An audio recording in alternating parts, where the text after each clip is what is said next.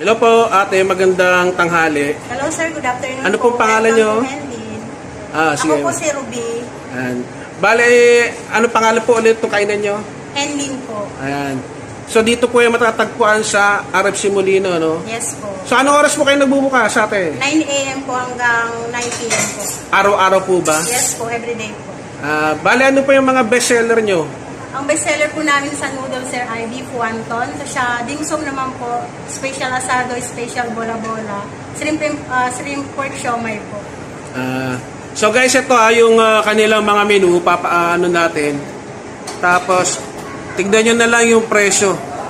So medyo alam na natin to kasi favorite natin to, nakikita natin to sa mga mall. So marami naman silang pagkain ito guys. So, ayan.